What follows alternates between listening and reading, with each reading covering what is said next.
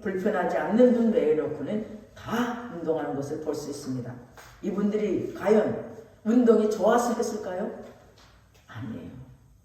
자신에게 몸의 변화가 질병이 찾아오고 나이가 들면 들수록 몸에 이상이 생기기 때문에 그 질병을 고쳐보려고 운동을 하기 시작한 것입니다. 누가 시켜서 했을까요? 아닙니다. 스스로 했던 것입니다. 인간이란 건강한 사람이 단지 살을 빼기 위해서 운동하기가 쉽지 않은 것이죠. 열심히 운동하는 사람들은 그들에게 당뇨가 있거나 중풍에 걸린 자들이거나 몸이 아플 때 이렇게 운동할 수 있는 그것을 택하였던 것입니다. 이것이 바로 모든 인생들이 다 운동하는 이유입니다. 운동이란 어떤 강렬한 자국과 죽음의 두려움이 찾아와야 끊이지 않고 마음대로 활동할 수 있습니다. 인간이란 자신이 뜻한 대로 이루지 못하고 인생을 살아갑니다. 오늘 본문에서 17절에 하나님의 집에서 심판을 시작할 때가 되었나니 만일 우리가 먼저 하면 하나님의 심판 곧 죄에 대한 책망과 죄악에 대한 질책과 형벌이 시작되는데 그런 형벌이 하나님의 집에서 곧 하나님의 교회에서 하나님을 믿고 경외하던 초대 교인들로부터 먼저 시작됐다는 의미라는 본문입니다. 하나님의 심판은 세상에서 먼저 시작되어야 합니다. 세상에 죄짓는 나쁜 인간들이 얼마나 많은데 그들은 그만 가만히 놔두고 왜 초대교회 예수님을 믿고 따르는 자들부터 하나님의 심판을 먼저 시작해야 했는가 말이죠. 초대교인들은 예수를 믿었던 가장 크고 중요한 이유는 무시무시한 하나님의 형벌을 피하고 싶었고 죽어서도 죄악의 심판에서 면제되고 싶었습니다. 그런데 하나님의 뜻대로 하나님의 계명대로 살지 않았다고 하나님의 집 곧 교회에서부터 먼저 심판이 시작된다면 하나님의 집 교인들에서부터 먼저 심판이 시작된다면 얼마나 당황하고 놀랄 일입니까? 18절은 또 의인이 겨우 구원을 받으면 이 말의 뜻은 의인이라고 할지라도 겨우 구원을 받게 된다는 뜻입니다. 하나님의 심판은 하나님의 뜻대로 살지 않았던 자들에게 무섭게 임하게 됩니다. 18절에 경건하지 아니한 자와 죄인은 어디에 서리요? 다시 말하면 경건하지 않았던 죄인들은 하나님의 심판을 피할 수 없다는 무서운 말씀입니다. 분명한 것은 천국과 지옥은 있습니다. 그래서 초대교회에서 하나님께 자신을 전적으로 의탁하지 않는 자들에게 교인들이라고 할지라도 자신의 뜻대로 인생을 살면서 조금이라도 죄를 지으면 살아간 자들에게 하나님의 심판이 있다는 큰 두려움이 있었습니다. 아무리 의인이라고 할지라도 구원을 간신히 받을 수밖에 없는 그런 상황에 대해서 초대교회의 염려는 클 수밖에 없었습니다. 오늘 베드로는 예수님께 자신의 삶 전부를 다 의탁해야지만 이 더럽고 추악한 세상에서 구원을 받을 수 있다고 강력하게 메시지를 전합니다. 결국 평범한 초대교인들은 구원이 멀어질 수밖에 없고 아무리 새벽 기도를 평생 동안 열심히 다녀도 한 번 빠지고 한 번 실족하고 한 번 실수하면 하나님 집에서 먼저 심판의 대상이 된다면 어떻게 평생을 신앙생활에서 구원받을 수 있으며 어떻게 남은 인생 동안 예수님만을 믿고 따를 수 있겠습니까? 세상보다 교회에서 먼저 심판을 하는 분을 누가 기쁘게 즐겁게 자신의 영혼을 의탁할 수 있는가 말입니다. 세상의 이치대로 본다면 이해가 좀 되지 않습니다. 하나님의 심판은 교회가 아니라 바로 세상이 먼저 받아야 합니다. 더럽고 추악한 세상은 하나님의 심판을 먼저 받아야 합니다. 아담이 창조되던 날은 창조로부터 6일째 되는 날이었습니다. 하나님은 아담을 위해서 미리 필요한 모든 것들을 다 창조하신 후에 아담을 창조하셨습니다. 아담은 창조된 후에 세상에 존재하는 모든 창조물들이 왜 존재하는지 또 왜 낮과 밤이 구분되어야 하는지 왜 물과 땅이 나누어져야 하는지 그 의미와 뜻을 다 알지 못했지만 하나님께서 창조한 모든 것들은 다 정확한 뜻과 정확한 의미가 있다는 것을 확실히 믿고 살았습니다. 그래서 하루는 밤과 낮으로 구분되었지만 신난 하루를 지내기에 재미있게 지내면서 더 즐거운 시간을 더 오랫동안 보내고 싶었지만 하나님께서 반드시 만드신 그 밤이 찾아오면 자연이 만든 최고의 침대에서 모든 것을 중단하고 편안하게 잠이 들었습니다. 그러나 오늘의 현실은 하나님의 창조 질서를 거슬러서 밤이면 어떻게 합니까? 끊임없이 집안에 들어와서 잠을 청하는 것이 아니라 밤부터 나가서 열심히 세상 돌면서 어둠의 영들에게 먹잇감이 되어가는 그러한 땅에 인생을 사는 사람들이 한두 명이 아닙니다. 아브라함은 하나님께 왜 밤을 만들었느냐고, 왜 더 놀지 못하고 자도록 했냐고 따지지 않았습니다. 푹 잠을 잤지만 아침이 밝으면 새소리를 들으면서 깨어납니다. 그러나 아담은 왜 더 잠을 자고 싶으니 이 지저귀는 새소리의 입을 막아달라고 하나님께 단 한 번도 불평하지 않았습니다. 하나님께서 아름답게 모든 것을 창조할 때 아담은 하나님이 만드신 모든 것에 다 의미의 뜻이 있다고 생각했고, 하나님의 만드신 것은 하나님의 의도와 목적이 있기 때문이라고 하나님께 자신의 모든 삶을 위탁하고 하나님이 창조한 모든 창조 질서와 체계의 기쁨으로 순응하며 따랐습니다. 아무리 신나는 하루라도 밤이 오면 모든 것을 중단하고 잠을 잤고, 아무리 피곤한 아침이라도 해가 떠오르면 일어나서 하루를 시작합니다. 그러나 인간은 더 이상 하나님께 자신을 의탁하지 않고 하나님께서 만든 모든 창조 질서와 체계에 대해서 의문을 갖게 되면서 인간은 타락하기 시작했습니다. 인간의 타락으로 하나님이 만드신 만물에 대한 의심과 불평을 시작하게 되었고, 타락한 인간이 세상을 직접 창조하였다면 이렇게 창조하지 않았을 것이라고 타락한 생각까지 하게 됩니다. 타락한 인간은 더 이상 하나님께서 세상을 창조한 목적을 볼 수 없었고 세상을 창조한 그 의미조차 알 수 없었습니다. 다만 보이는 대로 생각하고 보이는 대로 판단하는 어리석은 인간이 되었습니다. 타락한 인간은 아무리 힘들고 아무리 어려워도 더 이상 하나님께 자신을 의탁하지 않고 하나님께 자신을 맡기지 않고 스스로 자신의 뜻대로 무엇을 해보려고 하다가 더 고통스럽고 더 최악의 길로만 날마다 걸어가는 가장 어리석고 비참한 존재가 되었습니다. 초대교인들은 예수 그리스도를 믿게 되면서 너무나 큰 은혜를 받았지만 이 세상에서 수십 년을 살게 되면서 그 당시의 그리스와 로마의 대표적인 사회 습관으로 인하여 이성과 동성에 대한 무차별적인 성관계를 갖고 있었습니다.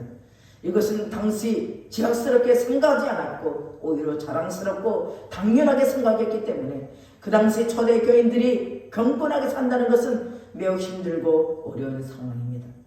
주님의 심판이 하나님의 집 곧 교회에서부터 먼저 시작할까? 바로 죽이려는 심판이 아닙니다. 우리 주님은 살리려는 심판이라고 베드로에게 통하여서 말씀을 전하게 합니다. 아무리 의인이라고 할지라도 이 대표적인 세상에서 구원을 받기 어렵다고 오늘 18절 본문에서 설교하고 있습니다. 대표적인 세상에서 자기 자신을 예수님께 의탁하는 신앙생활이 너무나 어렵습니다. 죄와 싸울 수 있는 경건의 능력이 너무 약하기 때문입니다.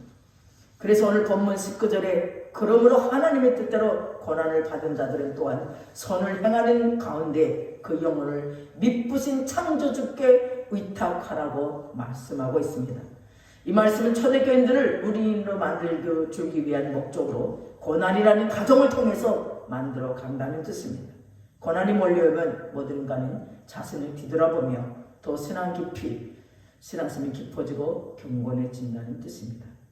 초대교회뿐만 아니라 모든 신앙인들은 고난이 몰려오면 올수록 더 자신을 하나님께 의탁하게 됩니다. 넓고 깊은 뜻 가운데서 의인이 만들어가고 경건하게 만들어가도록 목적을 갖고 행하시기 때문에 초대교인들에게 신실하신 하나님의 역사에 대해서 잘 받아들이라고 말씀합니다. 하나님께서 고난이 오지 못하도록 막아주지 못하는 분이 아니라 초대교인들의 경건과 의로움을 위해서 단지 고난을 경건의 도구로 사용한다는 은혜로운 의미입니다. 고난을 통해서 초대교인들이 더욱 예수님께 자신을 의탁했다면 그것이 우러야하고 그것을 원망해야 할 일은 아닙니다. 고난을 통해서 선을 행하게 되고 의인이 될 수 있기 때문에 미쁘신 창조주께서 신실하신 창조주께 자신의 영혼을 의탁하라는 놀라운 말씀입니다. 고난은 하나의 과정으로 찾아오는 것이지 고난을 통하여 우리를 죽이려는 목적이 아닙니다. 하나님께서 자비로운 뜻대로 초대교인들을 살리시고 고난의 도구와 가정을 이용하시는 뜻인 것입니다. 예수님도 이 땅에 계실 때에 고난이 다가올 때면 더욱더 하나님께 나아갔습니다. 예수님께서 잡히셔서 십자가에 처음 당하기 전에 겟세마네 동산에 올라가신 이유가 무엇일까요?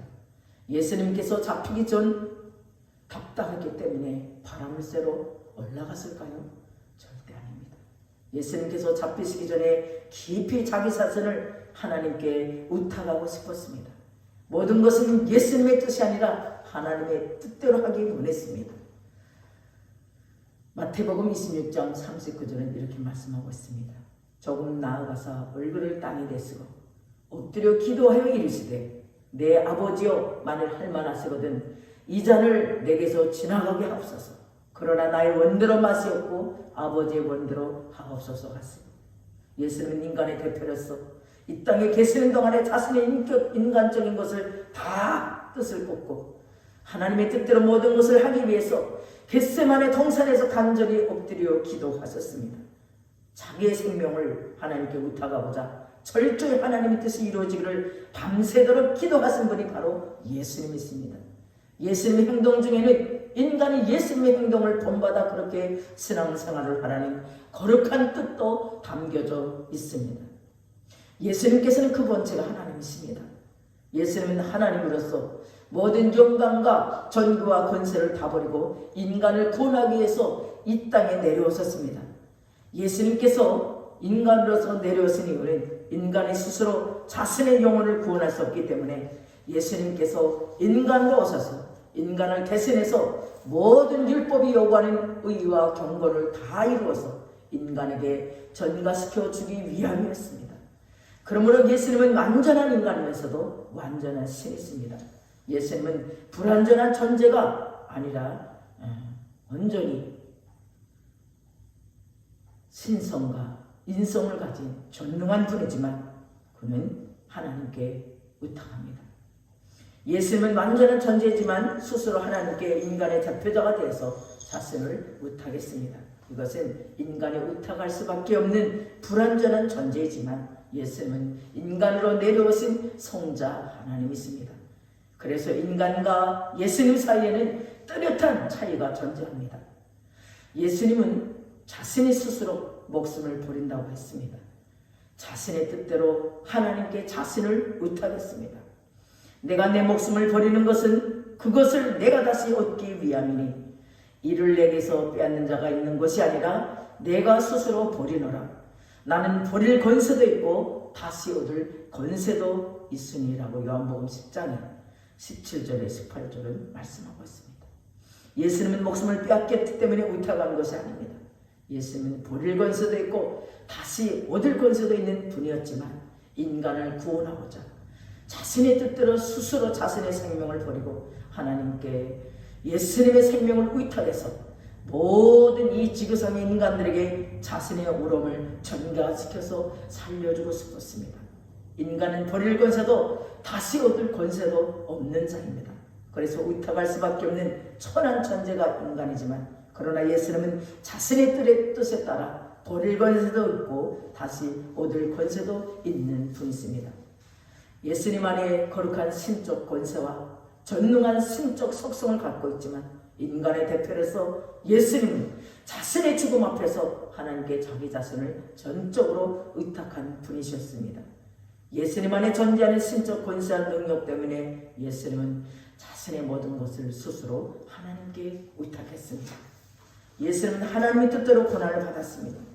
19절 말씀처럼 하나님의 뜻대로 고난을 받은 자, 곧 하나님의 뜻에 의해서 예수님은 심한 고난을 받았습니다. 그러나 백성의 장로들, 곧 대제사장들과 율법사 서기관들이었던 종교 지도자들은 예수님의 고난을 받은 것은 하나님께 보림을 받았기 때문이고, 예수님의 고난을 받은 것은 하나님께서 그를 죄인으로 취급했기 때문이라고 예수님이 받으시는 고난을 죄인의 수준으로 떨어뜨렸습니다. 예수님은 하나님의 뜻을 고부하고 자신의 뜻대로 백성의 정교자들에게 거친 말을 함부로 내뱉고 백성의 정교자들을 전중히 요구지 않았기 때문에 하나님께서 예수를 죄인처럼 고난의 길을 가게 하셨다고 강력하게 주장합니다. 또한 예수가 예쁜 천에게 장가들어가지 못한 것은 그가 하나님의 심판을 받았기 때문이라고 주장합니다. 나이가 30이 넘어도 결혼의 축복도 받지 못한 자라고 비방하며 욕했습니다. 예수님께서 하나님의 뜻대로 받은 모든 고난에 대해서 예수의 죄와 잘못으로 고난당한 줄로 모든 백성들은 그렇게 알고 있었습니다. 그래서 예수님이 당하는 고난은 하나님을 의탁하지 않았기 때문에 하나님의 징벌로 받은 시련이고 책망이고 저주인 줄 알았습니다. 예수님께서 때때로 광야에서 주무시고 때때로 식사하지 못해서 금지리는 고난이 예수님이 자신의 뜻대로 살았던 죄악이라고 생각했습니다. 예수님은 죄인을 위해서 대신 형벌을 받았지만 이스라엘 백성들과 정교 지도자들은 예수님이 자신의 죄 때문에 형벌과 저주를 받았다고 주장했습니다. 심지어 현대를 살고 있는 오늘날 이스라엘 민족은 예수님이 자신의 죄 때문에 죽었다고 생각하고 예수님은 메시아 곧 그리스도가 절대로 아니라고 오늘까지 계속 주장합니다. 예수님이 2000년 전부터 오늘까지 계속해서 욕을 먹고 있는 분이 있습니다. 2000년에 걸쳐서 예수님에 대한 비방은 쉬지 않고 계속되고 있습니다. 예수님이 이 땅에 계실 때의 모든 타락한 인간들을 위해서 대신 십자가 위에서 죽으셨습니다. 예수님은 그 죽음의 순간에 하나님 아버지를 불렀고 그 하나님 아버지에게 자신의 영혼을 의탁하며 숨을 거두셨습니다. 예수님께서 큰 소리로 불러 이르시되 아버지 내 영혼 내 아버지 손에 의탁하나이다 하고 이 말씀을 하신 후 숨지니라고 누가복음 23장 46절에 말씀하고 있습니다. 예수님 이 땅에서 가장 위기와 고난의 순간에 자신의 영혼을 하나님 아버지께 부탁합니다. 왜냐하면 예수님은 하나님 아버지를 너무도 정확히 아시는 분이십니다. 예수님은 하나님께 자신의 죽음 앞에서 자신의 영혼을 맡아서 다시 부활시켜 주실 것을 아셨습니다. 예수님은 하나님을 가장 잘 아는 분이셨습니다. 하나님을 잘 몰랐다면 죽음의 순간에 자신의 영혼을 하나님께 의탁하지 못했습니다. 예수님은 하나님을 정확하고 분명하게 잘 알았기 때문에 하나님께서 자신의 영혼을 다시 부활시켜 주실 것을 분명히 확신했습니다. 죽음은 죽음에서 끝나지 않고 죽음은 부활로 다시 시작한다는 놀라운 역사를 알았습니다. 죽음의 과정을 통해서 부활의 목적이 이루어진다는 것을 예수님은 정확히 아셨습니다. 예수님은 가정의 단계를 아셨고 예수님은 목적의 단계를 아셨습니다. 예수님은 죽음의 과정을 통해서 부활의 목적을 이룰 수 있다는 것을 정확히 아셨기 때문에 전적으로 하나님께 의탁할 수 있었습니다. 예수님 자신의 영혼을 죽음에서 다시 살려서 모든 타락한 인간들이 예수님에게 자신을 의탁하면 그들도 예수님처럼 다시 부활할 것을 정확히 그리고 분명히 아셨습니다. 예수님께서 자신의 영혼을 죽음의 위기와 고난 때에 하나님께 전적으로 의탁한 것은 자신이 이 땅에 내려온 이유와 목적을 정확히 알았기 때문입니다. 단지 죽음에 이르기 위해서 이 땅에서 사역한 것이 아니라 이 땅에서 죽고 난 다음에 다시 부활할 것을 정확히 아셨습니다. 예수님은 고난과 죽음 너머에 하나님의 뜻대로 자신이 망하지 않고 버림을 받지 않고 인류를 구원할 유일한 그서지인 것과 자신을 통해서 모든 죄인들에게 부활의 선물을 주게 될 것을 분명히 알았습니다. 사랑하는 성도, 의탁이란 무엇일까요? 의탁이란 신뢰하는 것이고 맡기는 것이고 의지하는 것입니다. 예수님은 어떤 고난과 시련에도 하나님을 신뢰했고 하나님을 의지했습니다. 예수님은 시련과 고난이 몰려올 때도 자신을 의지하거나 자기 뜻대로 결정하고 판단하여 재앙처럼 다가올 때도 그 고난과 재앙을 주시는 하나님을 철저히 의탁했습니다. 자신이 살고 싶은 뜻을 걷고 자신이 마셔야 할 잔이 지나가기를 바라는 계획을 부리고 철저히 하나님을 의탁하는 놀라운 모습을 보였습니다. 예수님께서 하나님을 의탁하셨기 때문에 십자가상에서 죄인들을 위해서 모든 고난을 받고 죽음에 이르렀습니다. 바로 이런 성자 하나님과 성부 하나님의 그 깊은 서로 간의 의탁이 있었기 때문에 예수님은 자신의 생명을 하나님께 맡기고 마음껏 인간들을 위해서 대신 죽고 대신 살아나서 모든 타락한 인간들을 다 살려주는 놀라운 구원의 역사를 이루셨습니다. 의탁이라는 것은 고난부터 죽음까지 철저히 자기를 버리고 주님을 의탁해야 합니다. 아무리 자기 자신을 그렇게 주님께 의탁하지 못하고 자기 자신만을 믿고 산다면 우리는 영영 우리는 구원에 이를 수 없습니다. 예수님께 의탁하는 자는 예수님이 놀라운 뜻대로 예수님께서 살려주십니다. 의탁이란 누군가의 손을 잡아야 합니다. 누구든지 예수님께 자신을 철저히 의탁하지 않으면 그런 자는 자신의 뜻대로 살다가 죽어서 영원한 지옥으로 들어갑니다. 따라서 의탁이란 내 뜻대로 하는 것이 아니라 바로 주님의 뜻대로 하는 것이 진정한 의탁입니다. 하나는 우리 인간들을 창조할 때에 인간 스스로 자신의 인생을 살아가는 그런 존재로 만들지 않으셨습니다. 인간은 하나님을 의지하지 않고 의탁하지 않고 자신을 의탁하고 자신만 믿었고 자신만 신뢰하도록 그렇게 우리 주님 우리를 만들지 않았습니다. 인간이 한 번 타락은 영원한 타락이 되었죠. 그것은 자신의 뜻대로 인생을 마음껏 살다가 지옥으로 들어가야 하는 가련한 영혼으로 가는 길을 택했기 때문입니다. 그러나 자비로우신 하나님께서 다시 구원자 예수님을 보내서 누구든지 예수 그리스도를 의탁하면 예수님이 갖고 있는 어려움을 받게 됩니다. 예수님의 어려움을 받은 자는 자신이 아무리 더럽고 아무리 추악하고 죄를 지었다 할지라도 예수의 의를 덧입고 의인으로 우리는 용서받고 살아가게 되는 것입니다.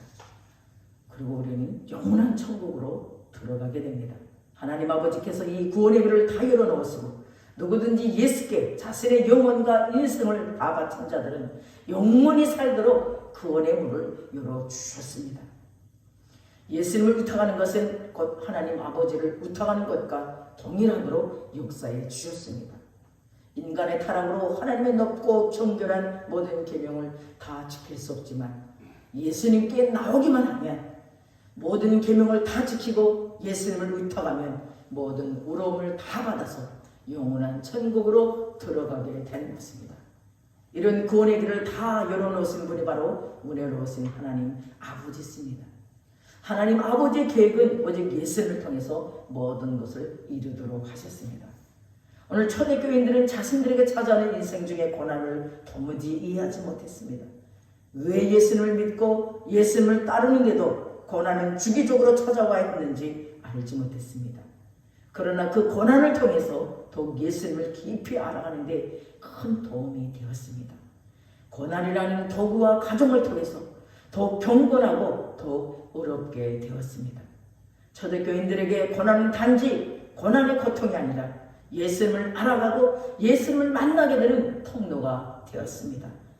고난을 통해서 베푸신 예수님의 역사를 경험하게 되었고 고난에 대해서 눈이 열리게 되자 예수님은 온통 사방에 다 계신다는 것을 알 수 있었고 예수님은 모든 것에 다 역사하고 있다는 놀라운 사실을 알았습니다. 어떤 일이 벌어지는 것은 그냥 하나의 단순한 사건이 아닙니다. 그 일은 예수님께 의탁하도록 만들어진 사건이라는 놀라운 안목이 생겼습니다.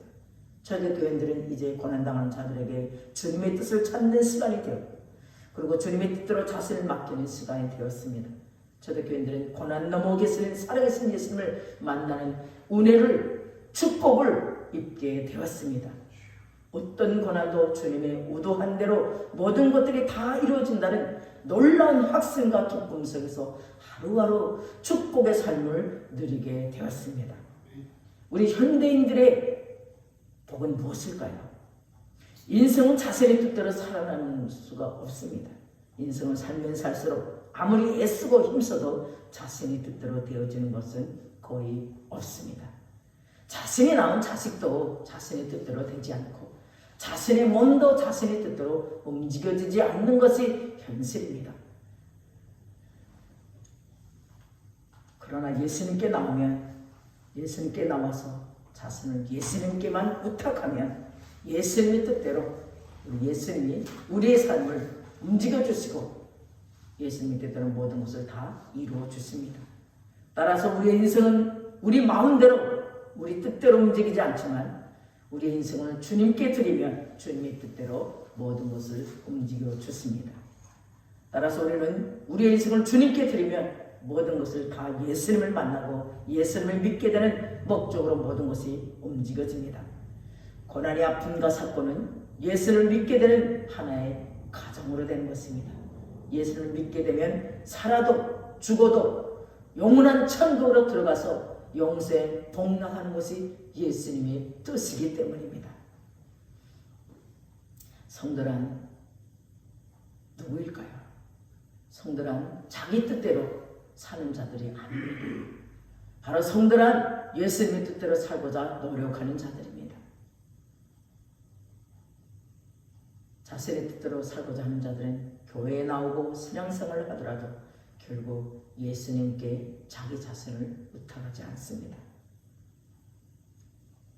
이런 자들은 고난이 찾아오면 그 고난을 통해서 예수님을 만나야 하고 예수님을 경험하게 된다는 것을 모르기 때문입니다. 고난이 주는 깊은 의미를 모르기 때문에 고난 때 예수님께 자신을 더욱 의탁하지 않게 되는 것입니다. 그러나 성도가 자신의 뜻대로 살지 않고 자신의 뜻을 꺾어서 예수의 뜻을 구하면 또 찾으면 그런 성도에게 예수님은 자신의 뜻을 정확하게 알려주시고, 그래서 교회 안에 자신의 뜻대로 사는 성도들은 항상 영적으로 배고프며 영적으로 어둡고 영적으로 무지하지만 교회 안에서 예수님의 뜻대로 사는 자는 항상 영적으로 눈이 밝고 영적으로 배부르고 충만하여서 영적으로 모든 일들을 판단할 수 있는 지혜와 지식을 갖고 있는 자가 바로 성도입니다. 우리는 바로 항상 예수님께 자신의 그 믿음으로 기쁘게 의탁하는 성도들이 되기를 주님의 이름으로 축원드립니다. 우리의 삶에 고난이 몰려오면 예수님처럼 어떤 고난 가운데서도 우리 자신을 철저히 의탁할 수 있어야 합니다. 우리가 고난 중에도 예수님께 우리 자신을 의탁할 때 믿음으로 해야 하고 기쁨으로 감사함으로 해야 합니다. 그래서 우리는 죄악을 멀리하도록 해서 구원으로부터 멀어지는 일이 없도록 우리를 단단히 예수님과 묶어야 합니다. 예수님은 우리를 파멸시키려고 고난을 허락하지 않으셨습니다. 예수님이 허락하신 고난은 도와 가정입니다. 우리에게 의를 주려는 목적이었고 우리에게 경건을 주려는 목적입니다. 또한 우리에게 생명을 주시려는 목적입니다. 우리에게 상급과 큰 복을 주려는 예수님의 목적입니다. 예수님이 주신 고난의 목적은 하나님께 우리 영혼을 철저히 의탁하도록 하기 위함이었습니다. 오늘 본문을 통해서 우리는 전적으로 예수님만을 의탁하며 나아가는 삶을 살기로 우리는 결단해야 합니다. 그 결단은 바로 큰 고난이 몰려와도 예수님을 찬양하며 작은 고난이 찾아와도 예수님을 싫어하고 멀리하고 불평과 원망으로 교회 생활을 하는 자가 아니라 온전히 예수님을 더욱 의탁하는 자로 만들어 가시는 예수님의 손길을 느끼며 살아가는, 그리고 예수님께만 의탁하는 삶을 살아내는 우리 모두가 되기를 주님의 이름으로 축원드립니다. 하나님 아버지 감사합니다. 아버지 그렇습니다. 우리는 환경과 또 현실 앞에서 날마다 우리는 주저앉아 울부짖고 있습니다. 그런데 그 고난이 바로 살아 역사하시는 우리의 생명의 주관자 되신 예수님께로 나오게 하시려는 예수님의 뜻과 온 우주 만물을 창조하신 그 하나님의 섭리대로 창조 질서대로 예수님의 뜻에 순종하며 나가기를 원하는 하나님 아버지의 마음임을 다시 한번 깨닫게 하신 주님 감사합니다. 더 이상 우리는 내가 주인이 아니라 살아 역사하시는 나를 만드신 나에게 새 생명 주신 부활하신 예수님이 나의 주인임을 고백하며 그 주님께 나의 모든 삶을 의탁하는 삶을 살아낼 때 승리와 영광의 주인 되신 주님의 뜻에 합당한 삶을 살아내는 우리 모두가 되기를 간절히 기도합니다. 오늘도 주님 앞에 빈손 들고 나오지 않고 하나님 앞에 구별되어 드리는 예물이 있습니다. 예물 드리는 손길에 주님 축복하여 주옵소서. 주님을 더욱더 알아가는 축복의 자녀로 살게 하시고 주님께 의탁하며 나아갈 때 영원한 천국 시민답게 살아갈 수 있도록 영혼을 강건케 하시고 주님 붙잡아 주시옵소서. 우리 삶의 전부 되신 살아계신 예수님 이름으로 기도드립니다. 아멘. 지금 우리 주 예수 그리스도의 은혜와 하나님의 국진하신 사랑과 성령님의 내주교통 충만하시니 오늘도 주님 전에 달려나와 신령과 진정으로 살아 역사하시는 주님을 찾고 구하는 하나님의 권속들 우리 위에 그리고 그 가정과 자녀와 사업장과 교회와 북한과 열방에 영원토록 함께 계시기를 간절히 축원드리옵나이다.